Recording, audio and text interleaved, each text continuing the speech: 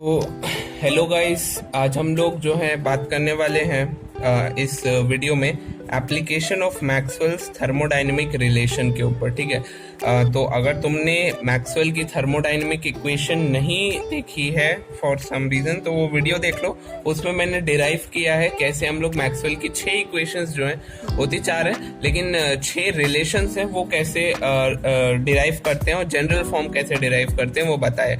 अब कोई भी चीज देखो यार, बिना किसी रियल लाइफ एप्लीकेशन के हो तो उसका कोई ज्यादा फायदा नहीं होता है। अगर कोई मान लो थ्योरी दी है किसी ने, तो उसका अगर कोई रियल लाइफ एप्लीकेशन नहीं होता है तो कोई इसका फायदा नहीं होता है। ठीक है, तो वही हम लोग देखने जा रहे हैं कि थर्मोडायनेमिक जो ये मैक्सवेल की रिलेशंस है, इनका रियल लाइफ में क्या एप्लीकेशन है, ये देखने जा रहे हैं। ठीक है, तो टेक्निकली 7 एप्लीकेशंस है। ठीक है, अलग अलग थर्मोडायनेमिक्स के फील्ड में।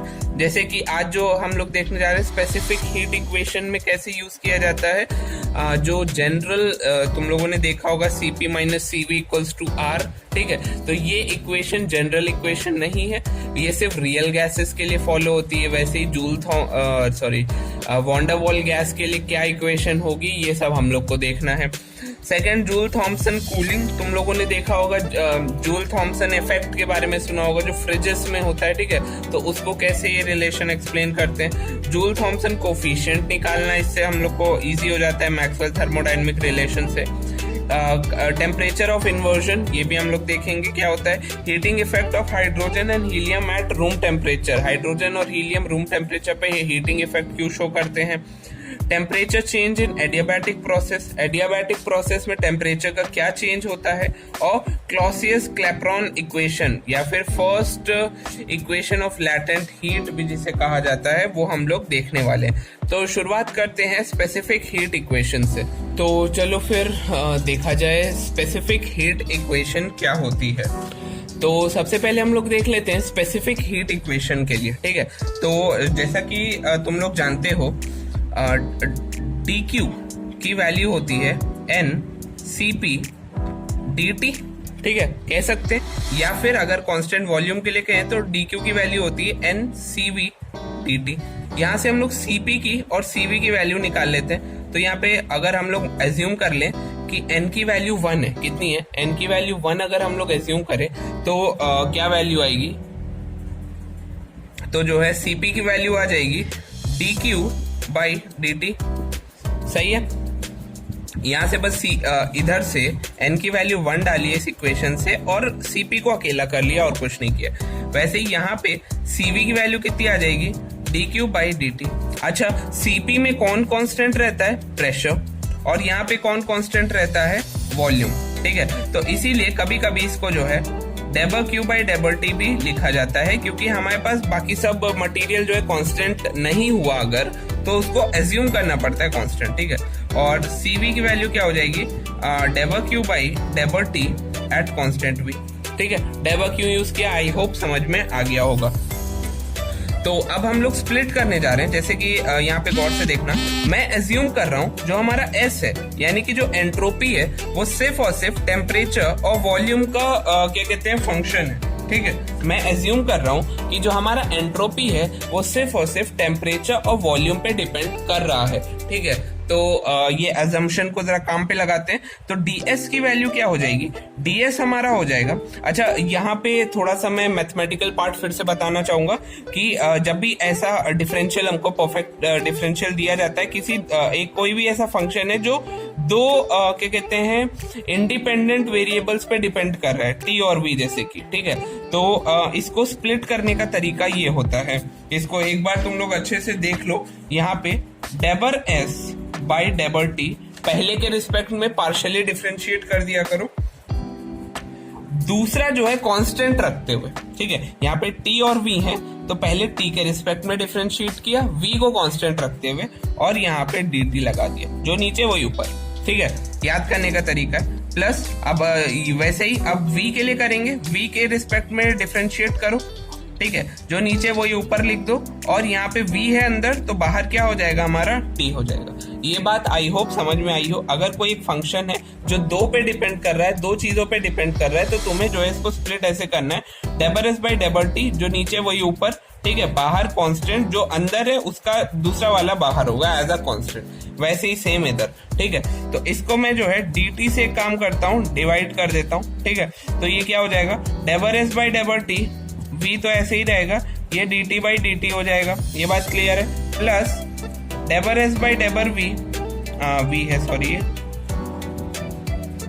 डेबर एस बाई डेबर v, और यहाँ पे dv और नीचे आ गया dt। आई होप ये क्लियर होगा। ये दोनों एक तरीके से एक दूसरे को कैंसिल आउट कर देंगे, तो D S by D T, डेबर S by डेबर T, constant v, plus del S by del v, D V by D T. I hope ये वाला पॉइंट समझ में आया होगा तुम लोग को। अगर आ गया है तो बहुत अच्छी बात है। तो देखो, अब अगर हम लोग गौर से देखें तो हम लोग को जरूरत है किसकी जरूरत है हमें, टी डेबर एस बाई डेबर टी की। चलो एक काम करते हैं, multiplying by T on both sides, ठीक है। टी का मल्टीप्लाई कर दे रहा हूं मैं दोनों साइड, थोड़ा सा ऊपर कर देता हूँ, हाँ ठीक है। तो मल्टीप्लाई कर दो भाई टी का, तो यहाँ पे हो जाएगा टी डेबर एस बाई डेबर टी, इसको लिख देते हैं, ठीक है। पार्शियली इसलिए लिख रहा हूँ ताकि डिफरेंशिएशन में कोई ज्यादा दिक्कत ना है एट कांस्टेंट प्रेशर, ठीक है। पूरी बातें कांस्टेंट प्रेशर पे होंगी, तो ये हो जाएंगी T डेबर S by डेबर T V, plus T डेबर S by del V, T del V by डेबर T, P. I hope ये वाला पॉइंट समझ में आया होगा। क्या किया, मैथमेटिक्स को समझते जाओ, फिजिक्स अभी निकल के आ जाएगी, ठीक है। क्यों कर रहे हैं सब समझ में आ जाएगा। अच्छा, अगर हम लोग थर्मोडायनेमिक्स की सेकंड इक्वेशन को याद करें तो हमने जाना है कि del S by del V at constant T, ये बराबर होता है डेबर पी बाई डेबर क्या कहते हैं T at constant V. I hope ये क्लियर होगा। ये थर्मोडायनेमिक्स की सेकंड थर्मोडायनेमिक्स की नहीं, मैक्सवेल की सेकंड इक्वेशन से ये आया है। तो यहाँ पे डेबर एस बाई डेबर वी दिख रहा है, हाँ ये दिख रहा है। तो यहाँ पे इसकी वैल्यू ये डालने जा रहा हूँ मैं, ये दोनों को स्विच करने जा रहा हूँ जहाँ पे मैंने एरो बनाया है, ठीक है। तो कर देते हैं switch, T डेबर S by डेबर T P is equal to T डेबर S by डेबर T V, plus T यहाँ पे ये हो जाएगा del P by डेबर T V, डेबर V by डेबर T P. I hope ये क्लियर होगा जो मैंने अभी अभी किया है, ठीक है। तो अब मैं क्या करने जा रहा हूं, यहां से इसको, ये दिख रहा होगा जहां पे मैंने लाइन खींची, इसको उस साइड फेंक देता हूं, ठीक है। तो ये हो जाएगा T डेबर S by डेबर T P और minus T डेबर S by डेबर T V, which is equals to, यहाँ पे बचेगा क्या, ये दोनों बचेंगे, तो ये यही लिख देते हैं ऐसे, डेबर T V, डेबर V by डेबर T V. अच्छा, अब ये इक्वेशन हमारे पास तैयार हो गई। अब मैं किसी तरह यहाँ से ये इसकी वैल्यू जो मैंने अंडरलाइन किया और इसकी वैल्यू निकाल लूं तो मेरा काम बन जाएगा। तो अगर हम लोग ऊपर चलें थोड़ा सा इसकी तरफ, Cp इक्वल्स टू डेबर क्यू बाई डेबर टी पी और Cv इज इक्वल्स टू डेबर क्यू बाई डेबर टी ए। तो यहाँ पे अगर हम लोग सेकेंड लॉ ऑफ थर्मोडायनेमिक्स को याद करें तो डी क्यू की वैल्यू क्या होती है, टी डी एस। तो डेबर क्यू की वैल्यू क्या होगी, टी डेबर एस। आई होप ये वाली बात समझ में आई होगी। तो ये वैल्यू इधर डाल देते हैं, तो Cp की वैल्यू कितनी हो जाएगी, टी डेबर एस बाई डेबर टी, और हमारे पास Cv की वैल्यू कितनी हो जाएगी, टी, अच्छा ये कांस्टेंट जो है प्रेशर में बात होगी, ये हो जाएगा डेबर S by डेबर T V. I hope ये समझ में आया होगा। यहाँ से डेबर क्यू की जगह टी डेबर एस बस यहाँ पे सब्स्टिट्यूट कर दिया और कुछ नहीं किया, ठीक है। तो अब इन वैल्यूज को देखो, अगर तुम लोग गौर से देखो तो T डेबर S by डेबर T P ये दोनों सेम है, हाँ ये रहे, ये दोनों सेम है जहाँ पे दोनों मेरी फिंगर्स हैं, ठीक है। और ये दोनों भी सेम है जहाँ पे मेरी दोनों फिंगर्स हैं। आई होप दिख रहा होगा, ठीक है। तो इसकी जगह मैं Cp रख सकता हूँ, इसकी जगह मैं Cv रख सकता हूँ, तो Cp माइनस Cv की वैल्यू ये आ जाएगी, है ना। तो पीछे मैं लिख देता हूँ, ये बहुत ही इंपॉर्टेंट पॉइंट है।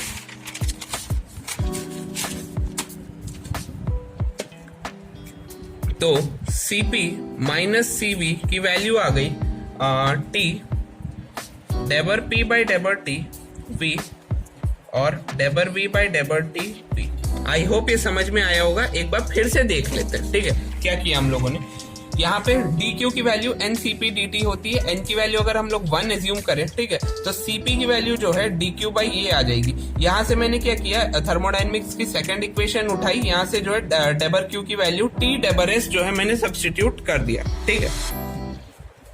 सब्स्टिट्यूट करने के बाद मुझे Cp की वैल्यू जो है T डेबर एस बाई डेबर टी पी मिली और Cv की वैल्यू T डेबर एस बाई डेबर टी वी मिली, ठीक है। इसके बाद क्या किया मैंने, एज्यूम किया कि जो हमारा एंट्रोपी है वो दो चीजों पे डिपेंड कर रहा है, टेम्परेचर और वॉल्यूम। तो मैंने इसको ऐसा तोड़ दिया। तोड़ने के बाद dt से डिवाइड कर दिया दोनों साइड। डिवाइड करने के बाद जो है T का मल्टीप्लाई कर दिया दोनों साइड, ठीक। मैक्सवेल की फिर सेकंड इक्वेशन का यूज किया मैंने, ये दिख रही होगी मैक्सवेल की सेकंड इक्वेशन। मैक्सवेल की सेकंड इक्वेशन को यहाँ पे सब्स्टिट्यूट कर दिया, इन दोनों को एक साइड ले आया। क्यों लेके आया, क्योंकि इसकी वैल्यू है Cp, इसकी वैल्यू है Cv। ये वैल्यू यहाँ पे मैंने सब्स्टिट्यूट कर दी और मुझे जो है मेरी थर्मोडायनेमिक इक्वेशन जो है मिल गई। आई होप ये समझ में, थर्मोडायनेमिक्स इक्वेशन नहीं, सॉरी, स्पेसिफिक हीट की जनरल इक्वेशन मिल गई, ठीक है। तो अब मैं सबसे पहले इसको यूज करने जा रहा हूं फॉर परफेक्ट गैस, ठीक है। परफेक्ट गैस क्या होता है? परफेक्ट गैस एक ऐसी गैस होती है जो रियल में एग्जिस्ट नहीं करती है, ठीक है। तो इसकी जो जनरल इक्वेशन होती है PV equals to nRT and as always n की वैल्यू हम लोग क्या एज्यूम कर रहे हैं, n की वैल्यू 1 एज्यूम कर रहे हैं। तो यहाँ पे एज्यूम कर लो भाई 1, तो PV की वैल्यू क्या हो जाएगी, RT। आई होप ये समझ में आ रहा होगा, ठीक है। तो मुझे किसकी वैल्यू निकालनी, डेबर पी बाई डेबर टी की वैल्यू एट कांस्टेंट वॉल्यूम, डेबर V by डेबर T at constant pressure. ये दो वैल्यू अगर आ जाए मेरे पास तो मैं यहाँ पे सब्स्टिट्यूट करके Cp माइनस Cv की वैल्यू निकाल सकता हूँ। तो मुझे क्या करना है, पहले डेबर पी बाई डेबर टी, यानी कि यहाँ से P को पहले तो कॉमन ले लो। पहले इसकी वैल्यू निकालने के लिए मैंने P को अकेला कर लिया, ठीक है। तो RT बाई V हो जाएगा, ये बात क्लियर है। वॉल्यूम कैसा रखना है, कांस्टेंट रखना है। तो वॉल्यूम यहाँ पे कांस्टेंट है, तो और डिफरेंशिएट कर देना विथ रिस्पेक्ट टू टाइम। तो डेबर P by डेबर T is equals to R T by V, और टाइम के रिस्पेक्ट में डिफरेंशिएट कर दे, टाइम कह रहा हूँ सॉरी, टेम्परेचर के रिस्पेक्ट में डिफरेंशिएट कर देना है। तो डेबर P by डेबर T is equals to, यहाँ पे R और V दोनों ही कांस्टेंट है, बाहर आ जाएंगे, T का डिफरेंशिएशन 1, तो R बाई V हो जाएगा। ये इक्वेशन नंबर 1 इसको दे देते हैं, ठीक है। वैसे ही वॉल्यूम की वैल्यू, वॉल्यूम को डिफरेंशिएट करना है T के रिस्पेक्ट में, टेम्परेचर के रिस्पेक्ट में, तो वॉल्यूम की वैल्यू इससे वॉल्यूम की वैल्यू निकाल लो, क्या हो जाएगी, RT बाई P। यहाँ पे आपकी P कांस्टेंट है तो R और P दोनों कांस्टेंट रहेंगे, तो डेबर V बाई डेबर T निकाल लो, R बाई P वैल्यू आ जाएगी, इक्वेशन नंबर 2, ठीक है। दो इक्वेशन बन गई, इन दोनों इक्वेशन को यहाँ पे सब्स्टिट्यूट कर देते हैं। तो Cp minus Cv is equals to T डेबर P, इसकी वैल्यू डाल दो, ये हो जाएगा R बाई V इंटू ये क्या हो जाएगा, R by P। I hope ये समझ में आया होगा। तो यहाँ से मैं क्या कर रहा हूँ, T इंटू आर स्क्वायर इसको लिख सकते हैं, R इंटू आर स्क्वायर, और ये PV हो जाएगा। अब हमें पता है PV इक्वल्स टू RT होता है, तो ये वैल्यू डाल दो, R स्क्वायर अपॉन PV की जगह मैंने डाल दिया RT, तो R से एक R उड़ गया, ये इससे उड़ गया, तो R वैल्यू आ गई। तो Cp माइनस Cv की वैल्यू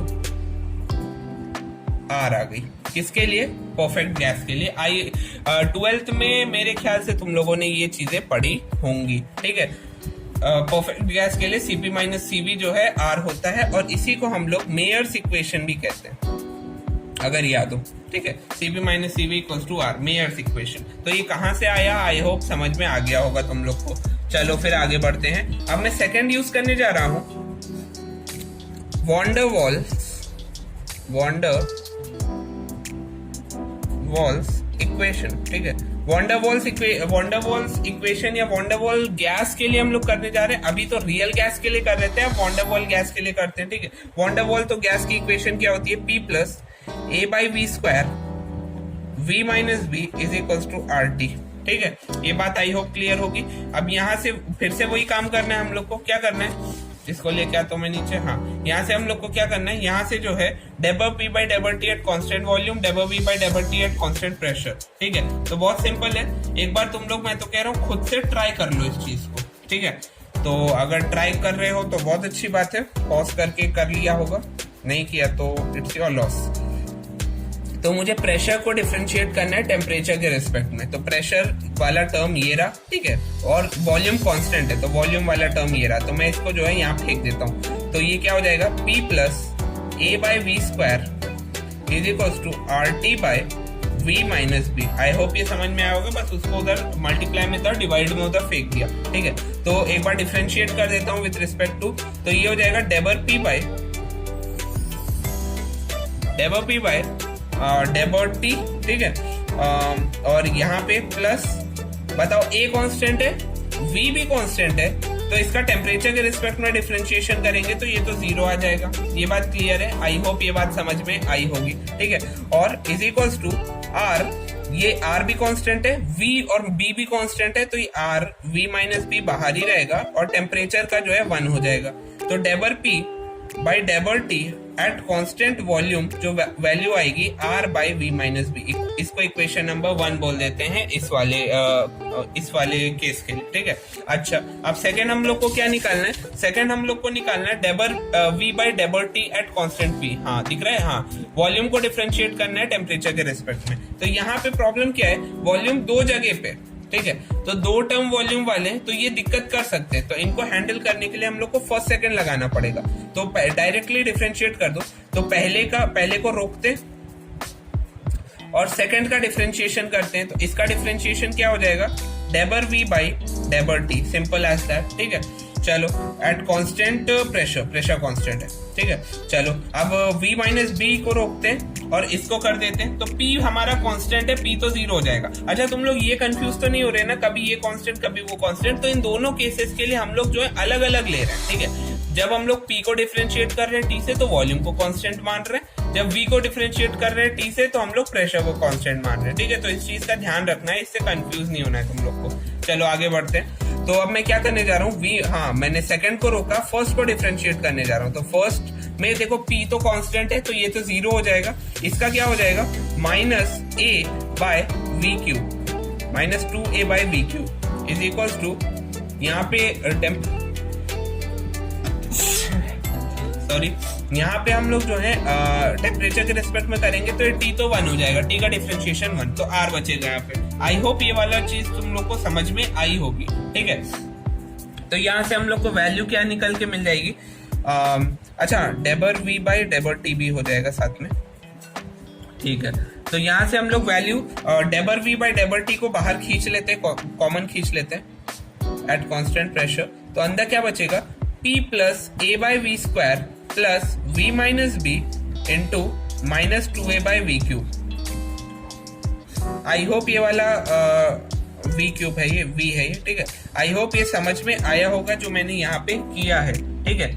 तो अब मैं जो है इज इक्वल्स टू R, इसको मैं स्क्वायर ब्रैकेट कर देता हूँ ना, कंफ्यूजन हो जाएगा।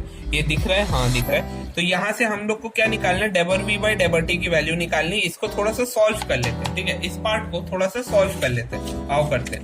T मैं एक बार लिख देता हूँ यहाँ पे, डेबर V बाई डेबर T एट कॉन्स्टेंट P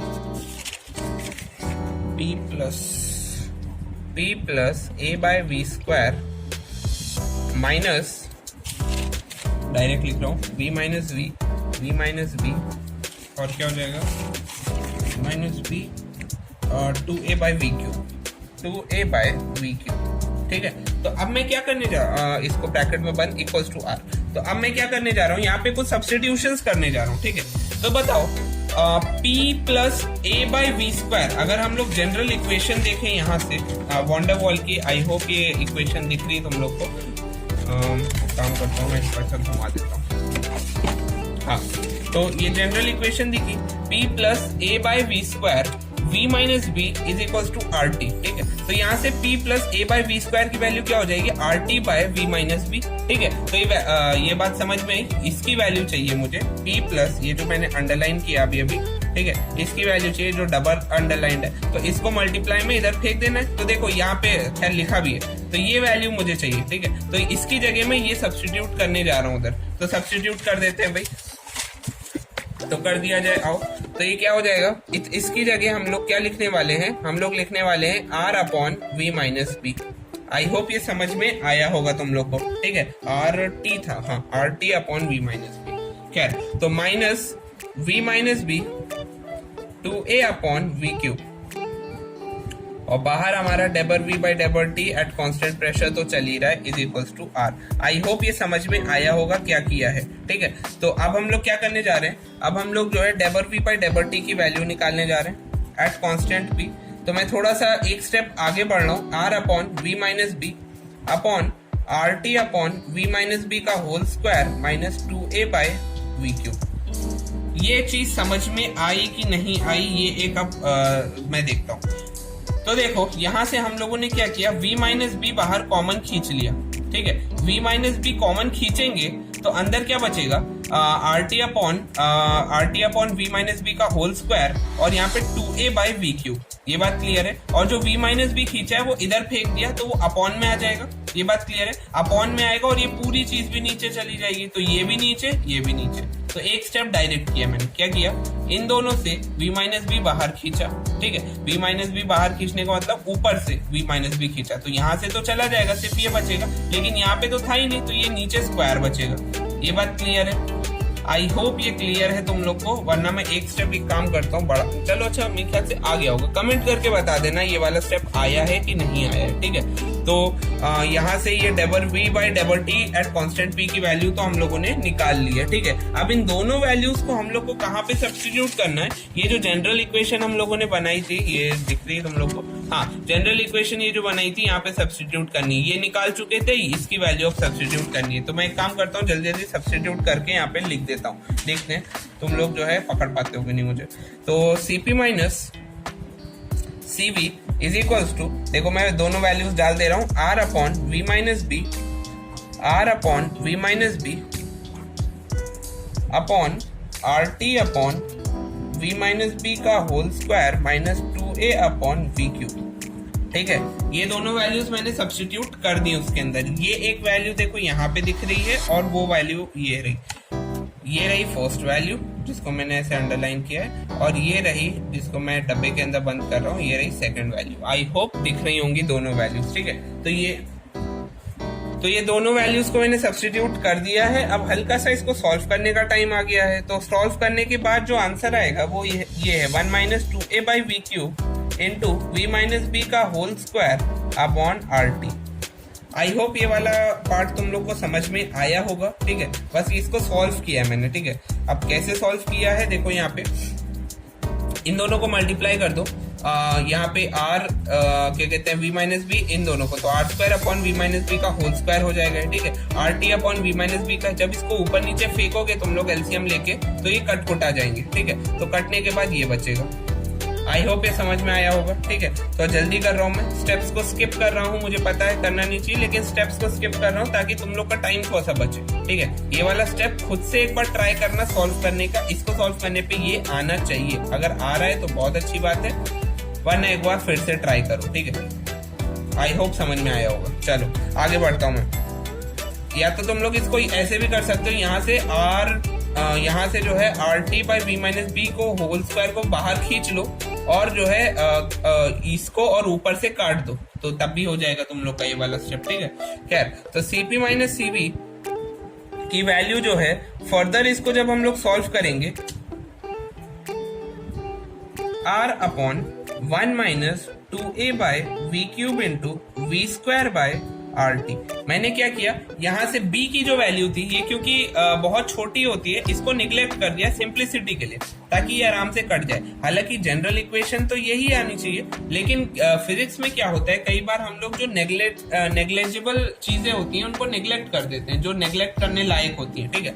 तो यहाँ से b को नेग्लेक्ट कर दिया, तो यहाँ पे सिर्फ और सिर्फ वी स्क्वायर बचेगा, ये कट जाएगा। तो हमारे cp माइनस cv की वैल्यू क्या निकल आएगी, cp minus cv is equals to, अच्छा मैं एक स्टेप यहाँ पे बढ़ा देता हूँ पहले, r upon 1 minus 2a by V R T. I hope ये समझ में आया होगा, ठीक। ये वाला अब मैं क्या करने वाला हूँ, इसको जब ऊपर लेके जाएंगे तो r 1 minus 2a by V R T की पावर -1 होगा, ठीक है, की पावर -1। तो अब इसको एक्सपैंड करेंगे जब हम लोग, एक्सपेंशन तुम लोग समझते हो, 1 माइनस एक्स की पावर -1 बाइनोमियल एक्सपेंशन। तो ये क्या कहते हैं, ये पहले आएगा टर्म, फिर स्क्वायर आएगा इसका क्यूब आएगा, तो कई सारे टर्म आएंगे। तो वो जो स्क्वायर और क्यूब वाले टर्म है उनको हम लोग हायर ऑर्डर टर्म जिसे कहते हैं उनको निगलेक्ट कर दिया। तो निगलेक्ट करने के बाद जो हमारे पास इक्वेशन बनेगी वो बनेगी 1 माइनस 2a बाय VRT। ठीक है, तो आई होप ये समझ में आया होगा। Cp minus CV is equal to R। पहले जो है ये वाली जो इक्वेशन है जिसे कहते हैं मेयर्स इक्वेशन, ये किसके लिए है? ये सिर्फ और सिर्फ जो है आइडियल गैसेस के लिए है, या फिर परफेक्ट गैसेस जिन्हें कहते हैं उनके लिए है। ठीक है, आइडियल गैस या फिर परफेक्ट गैस। ठीक, लेकिन ये वाली जो इक्वेशन है ये वॉन डेर वाल गैसेस के लिए, वॉन डेर वाल गैसेस। ठीक, तो वॉन डेर वाल गैसेस के लिए ऊपर वाली इक्वेशन है। अब क्योंकि तुम लोग का पेपर अगर मान लो ऑब्जेक्टिव है तो तुम्हें सिर्फ और सिर्फ ये दोनों इक्वेशन को याद कर लेना है, क्योंकि ये इक्वेशन डायरेक्टली पूछ ली जाती हैं। और तुम लोग को जो है वो जो पिछले 6 रिलेशन हम लोगों ने याद किए थे उनको याद कर लेना है। हालांकि मैंने उनको याद करने का तरीका भी बताया है। ठीक है, तो ये 2 इक्वेशन, वो 6 इक्वेशन, टोटल तुम लोग के पास 8 इक्वेशन हो गई याद करने के लिए। तो आज की वीडियो के लिए इतना ही रखते हैं हम लोग। ठीक है, मिलते हैं नेक्स्ट वीडियो में जिसमें हम लोग बाकी के जो क्या कहते हैं बाकी के एप्लीकेशन है वो पढ़ेंगे। ठीक है, आई होप आज की वीडियो समझ में आई होगी। अगर कहीं पे भी कैलकुलेशन कोई भी चीज तुम लोग को दिक्कत कर रही है तो मुझे तुरंत कमेंट सेक्शन में तुम लोग बता सकते हो। ठीक है, चलो तो नेक्स्ट जो क्या कहते हैं लेक्चर्स रहेंगे उसमें इतनी डेरिवेशन नहीं है। ठीक है, उसमें कम डेरिवेशन है, उसमें फिजिक्स ज्यादा है, इसमें मैथमेटिक्स ज्यादा थी, इसमें फिजिक्स अगले लेक्चर्स में फिजिक्स ज्यादा रहेगी, जो कि कल मोस्ट प्रोबेबली 4 बजे के आसपास आ जाना चाहिए लेक्चर। तो फिर पढ़ते रहो और क्या, और क्वेश्चंस करते रहो। ठीक है, चलो फिर मिलते हैं, बाय बाय।